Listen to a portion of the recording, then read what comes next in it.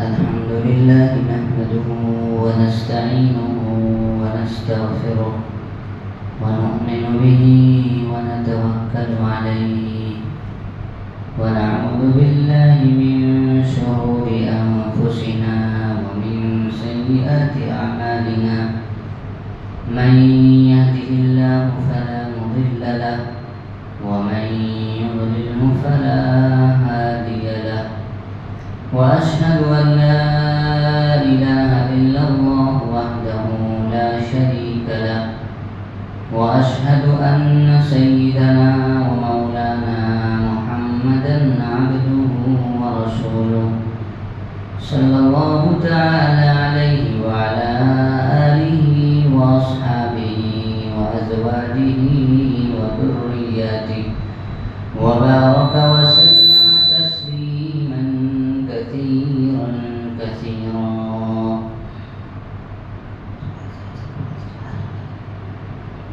أما بعد فأعوذ بالله من الشيطان الرجيم بسم الله الرحمن الرحيم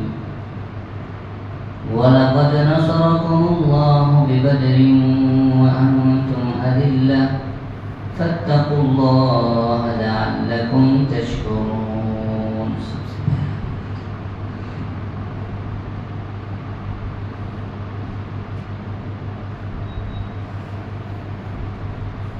بہت ہی عزت و احترام کے مستحق میرے محترم بزرگوں اور دوستوں،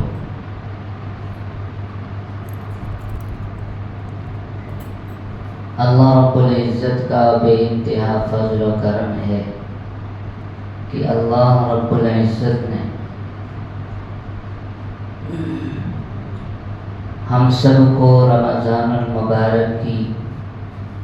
بابرکت ساعتیں نصیب فرمائی۔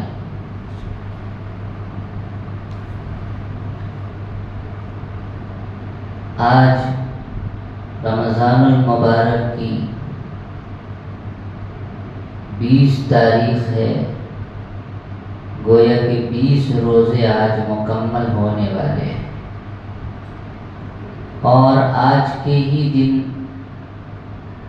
بعد نماز عصر سے انشاءاللہ جو حضرات اعتکاف میں بیٹھنا چاہتے ہیں، اخیر عشرے کا اعتکاف انشاءاللہ آج سے شروع ہو جائے گا۔ میں آپ حضرات کے سامنے گزشتہ جمعہ کو اعتکاف کے متعلق چند باتیں عرض کی تھی کہ اعتکاف کے معنی ٹھہرنے اور رکنے کے آتے ہیں، کہ اللہ کے لیے مسجد میں ٹھہرنا اور اپنے آپ کو مسجد میں ٹھہرانا، یہ اعتکاف کہلاتا ہے۔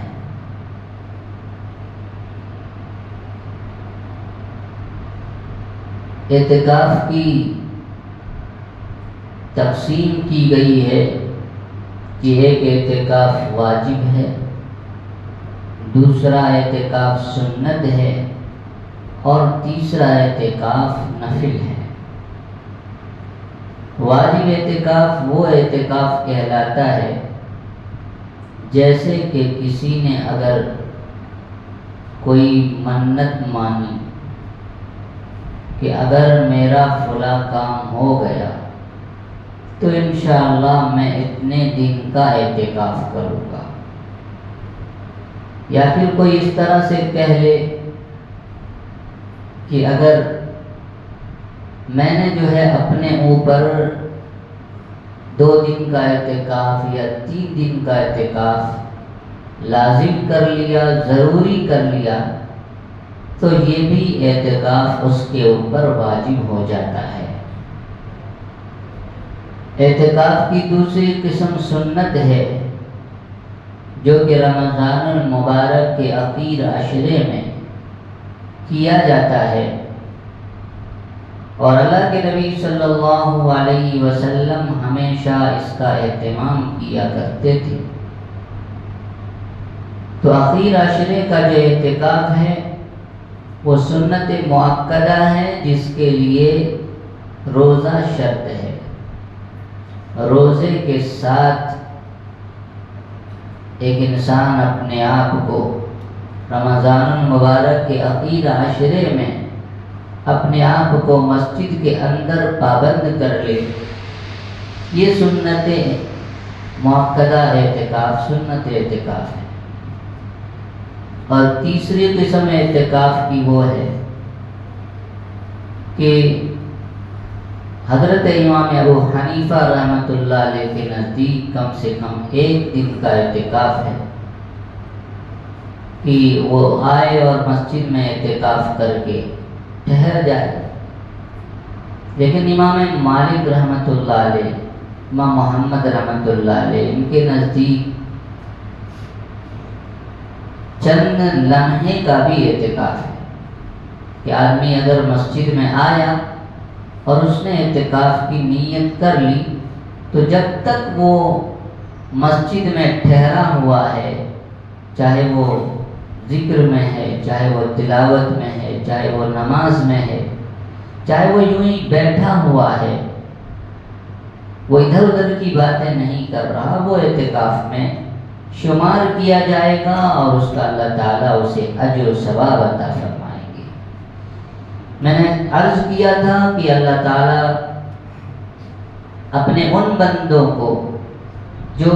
اللہ کے لیے اپنے آپ کو اللہ کے گھر میں لا کر ٹھہرا دیتے ہیں، محبوس ہو جاتے ہیں، ان کے لیے بڑی فضیلتیں بیان کی گئی احادیث مبارکہ میں۔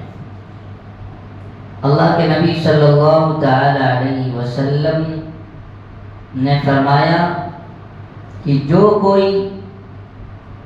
ایک دن کا اعتکاف کرے، اللہ رب العزت اس کے درمیان اور جہنم کے درمیان 2 خندق کے برابر فاصلہ اور دوری عطا فرماتے ہیں،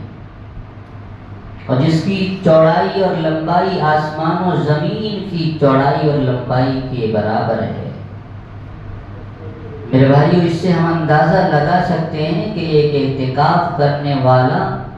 کس قدر وہ اللہ کے عذاب سے بچنے والا اور اللہ کی رحمت کو حاصل کرنے والا ہوتا ہے۔ اور جو شخص رمضان المبارک کے آخر عشرے کا اعتکاف کرے، اللہ رب العزت اسے 2 حج اور 2 عمرے کا ثواب عطا فرماتے ہیں۔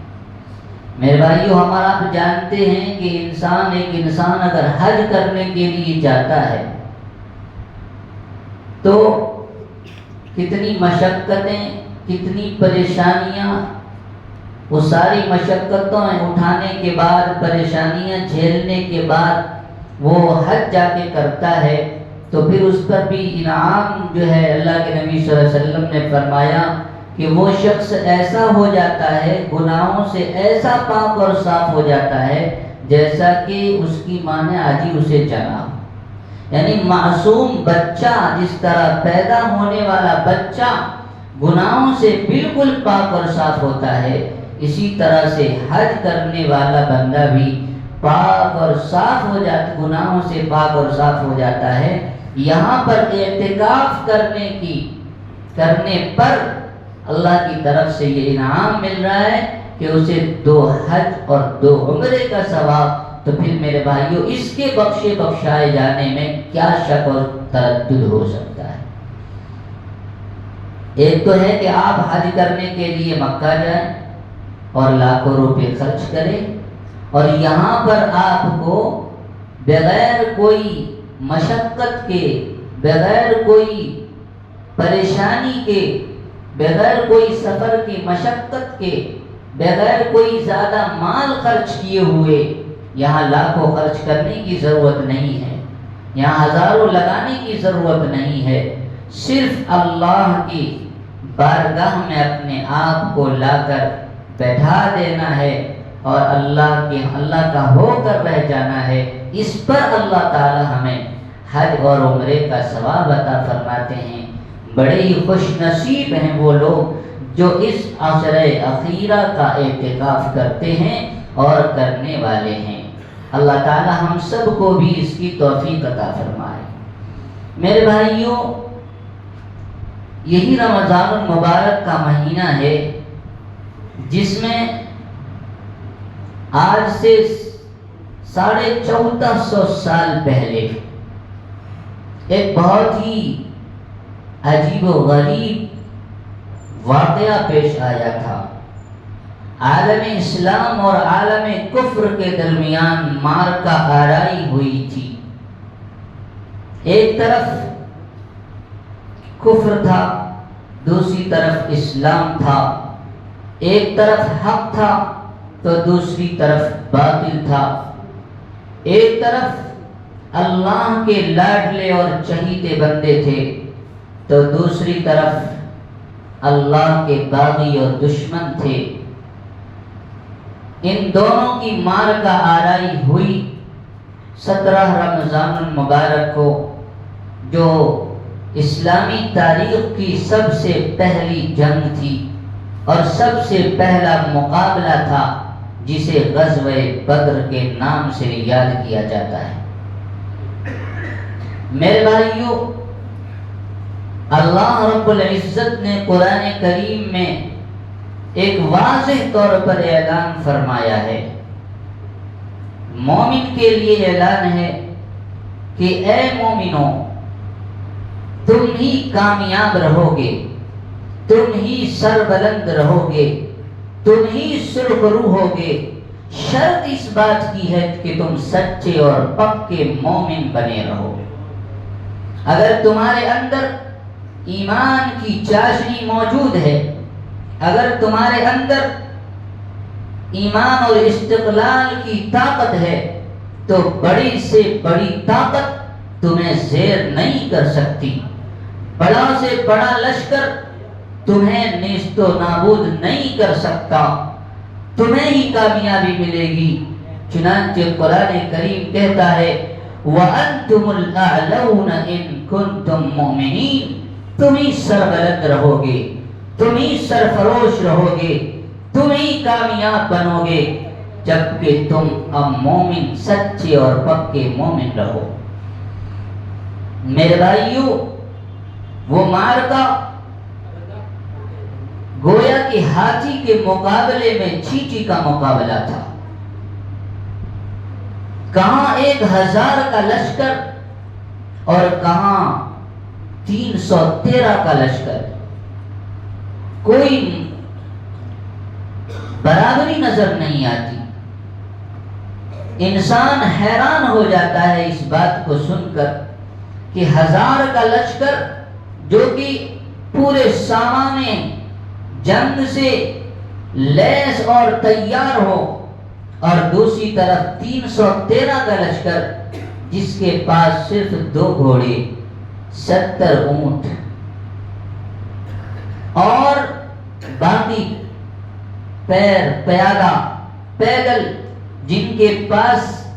پہننے کے لیے پیر میں جوتے تک نہیں، جن کے ہاتھوں میں ہتھیار کا کوئی سامان نہیں، کسی کے پاس ٹوٹی تلواریں ہیں تو کسی کے پاس لاٹھی اور ڈنڈا ہے، اور کچھ ایسے ہیں کہ بالکل نہتھے ہیں، ان کے پاس کچھ بھی نہیں ہے۔ انسان یہ سن کر حیران و ششدر رہ جاتا ہے کہ بالآخر اس طرح ساز و سامان سے بالکل خالی اور عاری یہ جماعت کیسے ہزاروں پر جو ہے فتح حاصل کی اور اتنے بڑے لشکر کو شکست فاش دیا۔ یہ میرے بھائیوں، یہ ایمانی طاقت تھی، مسلمانوں کے ایمانی طاقت تھی، یہ جوش و ولولہ تھا۔ اور چونکہ اس وقت تھے ہی صرف تھوڑی تعداد میں مسلمان تھے، کفار جب اللہ کے نبی صلی اللہ علیہ وسلم مکہ سے ہجرت کر کے مدینہ چلے گئے، اور یہ کفار مکہ جو صحابہ کرام کو ستایا کرتے تھے، طرح طرح کی اذیتیں دیا کرتے تھے اور ظلم و ستم جو ہے ان پر ڈھایا کرتے تھے، جب اللہ کے حکم سے اللہ کے نبی صلی اللہ علیہ وسلم اپنے صحابہ کرام کو لے کر مدینہ چلے گئے تو ان کے دل کی وہ آگ جو دشمنی کی آگ تھی، جو عداوت کی آگ تھی، جو ظلم و ستم ان پر کیا کرتے تھے، ان کی آگ ٹھنڈی نہیں ہوئی تھی۔ وہ ہمیشہ جو ہے مسلمانوں کے خلاف سازش کیا کرتے تھے۔ جب اللہ کے نبی صلی اللہ علیہ وسلم اور صحابہ مکہ سے مدینہ چلے گئے، گویا کہ ان کے خونی شکنجوں سے ایک جو ہے ان کا شکار گویا کے ہاتھ سے نکل گیا تھا، ان کے شکنجوں سے نکل گیا تھا۔ وہ ہمیشہ اس بات کے لیے متفکر رہا کرتے تھے کہ یہ ہمارے پنجے سے چھوٹ کر یہ مدینہ چلے گئے، اب ہم ان پر کیسے ظلم و ستم ڈھائیں، اب تو یہ ہمارے لیے بہت بڑا خطرہ بن جائے گا۔ انہوں نے بہت ہی سازشیں کی، مدینہ کے یہودیوں سے ساز باز کیا، اور ہمیشہ اس بات کے متمنی رہا کرتے تھے کہ کب اور کس طرح موقع ملے اور ہم ان جو ہے مٹھی بھر جماعت کو اپنی جو ہے پیروں تلے روند ڈالے۔ لیکن میرے بھائیوں، اللہ کے نبی صلی اللہ علیہ وسلم ان کی تمام چال بازیوں سے واقف تھے، اور خبریں اللہ کے نبی صلی اللہ علیہ وسلم کو ملتی رہتی تھی۔ چنانچہ سب سے پہلا جو اقدام کیا ہے اللہ کے نبی صلی اللہ علیہ وسلم نے، میرے بھائیوں، کسی بھی دشمن سے مقابلے کے لیے اور ان سے جیتنے کے لیے، مقابلے میں آگے بڑھنے کے لیے، میرے بھائیوں کن چیزوں کی ضرورت ہوتی ہے، وہ اللہ کے نبی صلی اللہ علیہ وسلم نے ہمیں اس واقعے میں بتایا ہے۔ سب سے پہلے مکہ کا بڑا لشکر ہے، اور یہاں چند مسلمانوں کی چند جماعت ہے، کچھ لوگوں کی جماعت ہے، کیسے مقابلہ ہوگا؟ چنانچہ اللہ کے نبی صلی اللہ علیہ وسلم نے ان کی سب سے پہلے ان کی معیشت کو کمزور کرنے کے لیے کہ یہ مالی اعتبار سے اگر طاقتور ہوں گے تو ہم پر اور بھی زیادہ ظلم کریں گے، ہم پر اور بھی زیادہ چڑھائی کریں گے، اور ہمیں جو ہے اور بھی زیادہ ستائیں گے۔ لہذا سب سے پہلا اقدام جو اللہ کے نبی صلی اللہ علیہ وسلم نے کیا ہے وہ یہ ہے کہ ان کی جو تجارتی قافلہ تھا جو مکہ سے نکل کر شام کی طرف گیا تھا، اللہ کے نبی صلی اللہ علیہ وسلم نے چند دستے بھیجے اور کہا کہ ان کو روکو۔ لہذا جاتے وقت جو ابو سفیان کی قیادت میں وہ لشکر جا رہا تھا، وہ جو تجارتی قافلہ جا رہا تھا، وہ جاتے وقت تو ان سے ملاقات نہیں ہو سکی، وہ لشکر وہ قافلہ نکل گیا، لیکن واپسی میں ابو سفیان کو لیکن یہ اندازہ ہو گیا تھا کہ محمد اور اس کے ماننے والے ہماری تاب میں لگے ہوئے ہیں، لہذا انہوں نے جو ہے مکہ خبر بھیج دی کہ اس طرح ہمارے قافلے پر حملہ ہونے کا امکان ہے، لہذا مکہ سے لوگوں کو بھیجو۔ ادھر ابو سفیان جو ہے شام گیا اور وہاں سے تجارت وغیرہ کر کے واپس آیا۔ واپسی میں اللہ کے نبی صلی اللہ علیہ وسلم نے پھر جو دستے روانہ کیے جو 313 پر مشتمل صحابہ کرام رضوان اللہ تعالی علیہ مجمعین کا مجمع تھا، وہ جب ہے نکلے یہ ان سے ملنے کے لیے، ان سے مقابلے کے لیے، ان کو روکنے کے لیے، اس ابو سفیان کے قافلے کو روکنے کے لیے، تو ابو سفیان کو اندازہ ہو گیا تھا۔ اس نے پہلا کام یہ کیا کہ اس نے راستے بدل دیے، اور دوسرا کام یہ کیا کہ مکہ خبر بھجوا دی، اب ابو سفیان تو اپنا قافلہ دوسری طرف سے لے کر نکل گیا، لیکن جو مکہ خبر بھجوا دی تھی، مکہ سے ہزاروں کی تعداد میں لشکر پورے ہتھیار اور ساز و سامان کے ساتھ جو ہے مقام بدر میں آ گئے، اور وہیں پر صحابہ کرام رضوان اللہ تعالی علیہ مجمعین کی وہاں ان سے مقابلہ مدبیر ہوئی، مقابلہ ہوا۔ مقابلے سے پہلے اللہ کے نبی صلی اللہ علیہ وسلم نے صحابہ کرام سے مشورہ کیا کہ اب کیا کرنی چاہیے، ہمارے پاس، ہم تو ایک تو لڑائی کے ارادے سے نہیں آئے تھے، ہم تو صرف قافلہ کو روکنے کی نیت سے آئے تھے، لیکن اب تو مقابلہ کرنا پڑے گا، لہذا اب کیا کرنی چاہیے، کس طرح؟ تو حضرت عمر رضی اللہ تعالی عنہ نے عرض کیا کہ اے اللہ کے نبی صلی اللہ علیہ وسلم، ہم تیار ہیں، ہم ان سے مقابلہ کرنے کے لیے تیار ہیں، آپ ہمیں اجازت دیں، ہم مقابلہ کریں گے۔ پھر اس کے بعد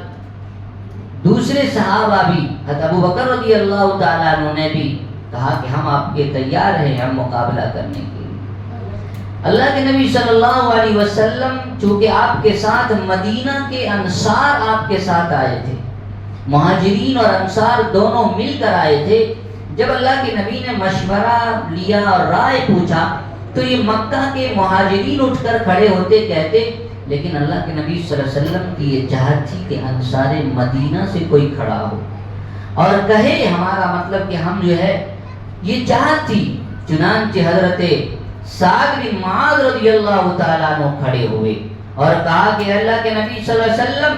کیا آپ یہ چاہتے ہیں، آپ ہمارا ارادہ اور ہماری رائے لینا چاہتے ہیں تو آپ ہم جو ہے پوری اپنے لوگوں کی طرف سے میں آپ کو کہتا ہوں کہ آپ ہمیں اجازت دیں، آپ جس طرح کہیں گے، آپ ہمارا مال آپ کا مال ہے، ہماری جانیں آپ کی ہیں، آپ اگر ہمیں اجازت دیں کہ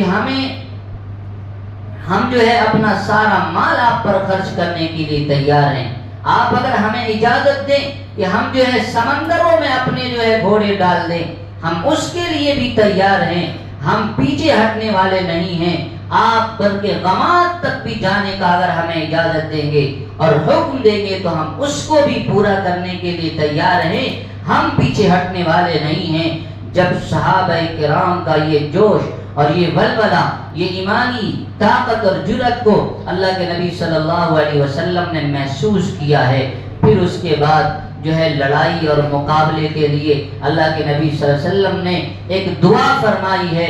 اللہم ان تہلک ہذہ العصابہ، اے اللہ اگر یہ چھوٹی سی جماعت، اگر یہ مختصر سی جماعت، اگر یہ مسلمانوں کی جماعت آج ہلاک ہو گئی تو اے اللہ یاد رکھ لے کل کو تیرا کوئی نام لینے والا نہیں رہے گا، یہ مٹھی پر جماعت ہے، تیرے ہی سپرد، میں اپنے ان لاڈلوں کو تیرے ہی سپرد کرتا ہوں، تیرے ہی حوالے کرتا ہوں، جنہوں نے جینے اور مرنے کی قسم کھائی ہے اور میرے ہاتھ پر انہوں نے یہ بیعت کیا ہے، یہ عہد کیا ہے کہ اے اللہ کے نبی صلی اللہ علیہ وسلم آپ ہمیں جنگ کے میدان میں کودنے کی اجازت دیں، ہم کودنے کے لیے تیار ہیں، ہم مٹ جائیں، ہم مر جائیں، ہمیں کوئی پرواہ نہیں ہے۔ چنانچہ اللہ کے نبی صلی اللہ علیہ وسلم نے اللہ سے دعا کی، اللہم ان تہلک ہذہ العصابہ، اے اللہ اگر یہ چھوٹی سی جماعت آج ہلاک ہو گئی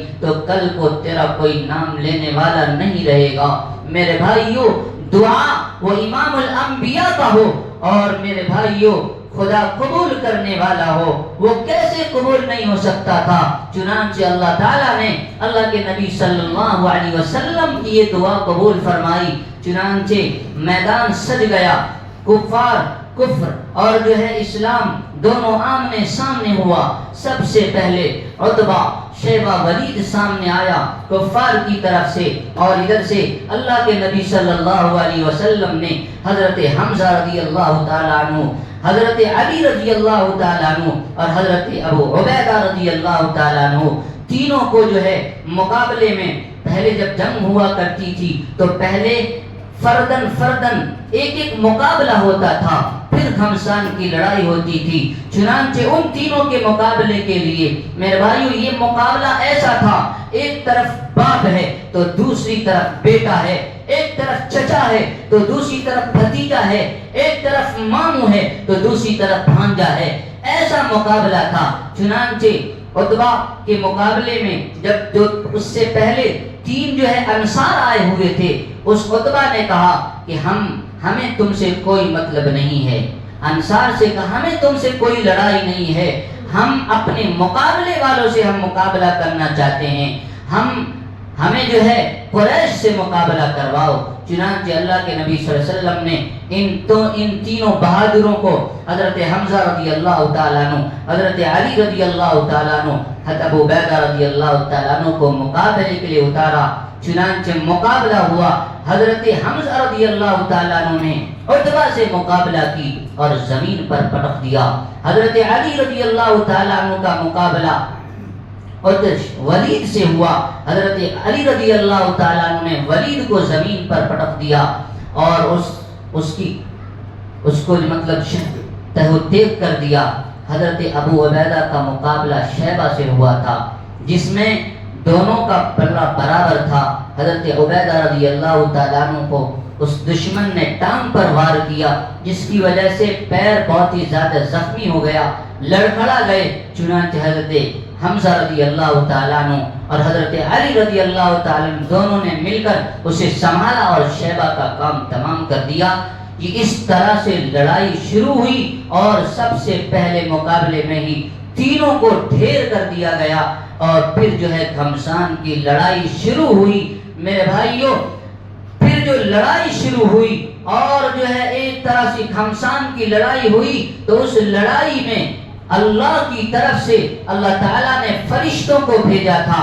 سوائے جو ہے تلواروں کی چمک اور کھچا کھچ کی کچھ نظر نہیں آتا تھا۔ صحابہ فرماتے ہیں کہ ہم تلوار اٹھاتے تھے، سامنے گردن کٹ جاتی تھی۔ یہ اللہ کی طرف سے مدد آئی تھی اور یہ ایمان والوں کی ایمانی حرارت، اللہ تعالیٰ نے ان کا جوش اور ان کا ولولہ، ایمانی قوت کو دیکھا تھا۔ اللہ کے نبی صلی اللہ علیہ وسلم کی دعائیں تھی۔ چنانچہ مقابلہ ہوا اس میدان بدر میں۔ اللہ کے نبی صلی اللہ علیہ وسلم نے پہلے ہی نشاندہی کی تھی کہ عتبہ کا سر یہاں پڑا ہوگا، شیبہ کا سر یہاں پڑا ہوگا، امیہ بن خلف فلاں جگہ مارا جائے گا۔ جس طریقے سے جو نشاندہی اللہ کے نبی صلی اللہ علیہ وسلم نے کی تھی، ٹھیک اسی طرح دشمن اسلام سارے کے سارے کفار مکہ، چنانچہ اس گھمسان لڑائی میں 14 صحابہ بھی شہید ہوئے، جس میں سے 6 انصار تھے اور 8 مہاجرین تھے اور 70 جو ہے کفاروں کو قتل کیا گیا اور 70 کو قیدی بنا کر لایا گیا۔ اس لڑائی میں جب جو ہے لڑائی ختم ہوئی، 70 کو قید کیا، 70 کو جو ہے قتل کیا صحابہ کرام نے۔ اب اس کے بعد جن کو قیدی بنایا گیا تھا اس کے بارے میں اللہ کے نبی صلی اللہ علیہ وسلم نے مشورہ کیا صحابہ کرام سے کہ اب ہمیں کیا کرنا چاہیے، اب ہمیں کیا کرنا چاہیے، ان کے ساتھ کیا برتاؤ کرنا چاہیے۔ یہ جو ہمارے جانی دشمن خون کے پیاسے بن کر ہمارے مقابلے کے لیے آئے تھے اور ہمیں کچل دینا چاہتے تھے، آج ہم ان کے ساتھ کیا معاملہ کریں۔ حضرت عمر رضی اللہ تعالیٰ نے فرمایا کہ اللہ کے نبی صلی اللہ علیہ وسلم اگر آپ میری رائے مجھ سے پوچھیں تو میں کہوں کہ ان میں سے ہر ایک کی گردن اڑا دی جائے۔ لیکن حضرت ابو بکر رضی اللہ تعالیٰ عنہ نرم دل تھے اور عمر رضی اللہ تعالیٰ عنہ بہت ہی جلالی انسان تھے۔ انہوں نے سیدھا کہہ دیا کہ مجھ سے اگر پوچھے تو انہیں کی چاہے کوئی بھی ہو سب کی جو ہے گردن مار دی جائے۔ ابو بکر رضی اللہ تعالیٰ عنہ نے رائے پیش کی کہ اللہ کے نبی صلی اللہ علیہ وسلم انہیں فدیہ لے کر چھوڑ دیا جائے۔ چنانچہ 4 درہم 3 درہم 300 یا 400 درہم اتنی جو ہے مقدار پر جو ہے کتنوں کو چھوڑا گیا، اور جو لوگ یہ رقم نہیں ادا کر سکتے تھے ان کو یہ ذمہ داری تھی کہ جو پڑھنا لکھنا جانتے ہیں، ہم میں جو نہیں پڑھنا لکھنا جانتے ان کو پڑھا دیں، جب یہ سکھا دیں گے پڑھنا لکھنا تو وہ چھوٹ جائیں گے، ان کا وہی فدیہ ہو جائے گا۔ میرے بھائیو، اللہ کے نبی صلی اللہ علیہ وسلم نے اس رائے پر عمل کیا، ابو بکر صدیق رضی اللہ تعالیٰ عنہ کے رائے پر۔ ادھر اللہ نے آیت نازل فرما دی، ابو بکر صدیق رضی اللہ تعالیٰ عنہ کی جو رائے تھی، اللہ کو بھی اللہ کی مرضی وہی تھی۔ چنانچہ حضرت عمر رضی اللہ تعالیٰ عنہ نے کہا تھا کہ ایک کی اللہ کی طرف سے آیت نازل ہو گئی تھی کہ جو ہے ایسا نہیں کرنا چاہیے تھا۔ ابو بکر عمر کی رائے بالکل صحیح تھی کہ ان کفر کو اگر آج چھوڑا جائے تو آئندہ بھی یہ سرکشی کریں گے اور تمہارے خلاف جو ہے اپنا جو ہے علم بغاوت بلند کریں گے، ان کو ایسا ہی کرنا چاہیے تھا۔ لیکن پھر اللہ نے رحم کا معاملہ کیا، اللہ کے نبی صلی اللہ علیہ وسلم اس سے بہت افسردہ ہوئے کہ جو ہے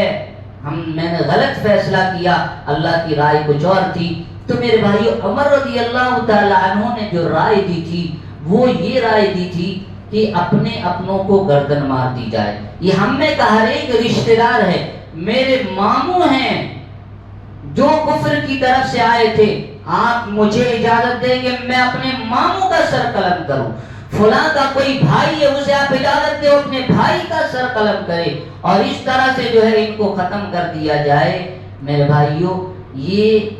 یہاں پر اللہ ان صحابہ کرام رضوان اللہ تعالی علیہ مجمعین کو اللہ سے اور اللہ کے رسول سے کتنی زیادہ محبت تھی کہ اس کے مقابلے میں اپنے بھائیوں کو بھی قتل کرنے کے لیے تیار، اپنے رشتہ داروں کو بھی قتل کرنے کے لیے تیار۔ قرآن کریم نے کہا والذین آمنوا اشد حبا للہ، ایمان والوں کو سب سے زیادہ اللہ سے محبت ہونی چاہیے اور ہوا کرتی ہے۔ چنانچہ صحابہ کرام کے اندر یہ بات تھی کہ وہ اپنے سے زیادہ اللہ اس کے رسول سے محبت کیا کرتے تھے۔ حضرت ابو بکر کے مقابلے میں ان کے بیٹے عبد الرحمن آئے ہوئے تھے، ان کو بھی جو ہے یہ کیا گیا تھا۔ تو جو ہے اس بیٹے نے ایک مرتبہ کہا کہ ابا حضور، اگر آپ بدر کے موقع پر آپ میری تلواروں کے نیچے آئے تھے لیکن میں نے آپ کو جو ہے چھوڑ دیا تھا۔ حضرت ابو بکر رضی اللہ عنہ نے فرمایا کہ بیٹے، اگر تو میری تلواروں کی زد میں آتا تو میں تجھے نہیں چھوڑتا۔ یہ ہے اللہ اس کے رسول کی محبت۔ تو میرے بھائیوں، یہ ایک معرکہ پیش آیا جو بالکل جو یقین کرنے والا نہیں تھا، لیکن اللہ نے دکھایا کہ کس طرح سے ایک چھوٹی سی اور مختصر سی جماعت کو ایک بڑی ساز و سامان سے لیس لشکر پر جو ہے فتح اور کامیابی عطا فرمائی۔ جو رمضان المبارک کے مہینے میں وہ واقعہ پیش آیا، ایمان والوں سے اللہ تعالیٰ،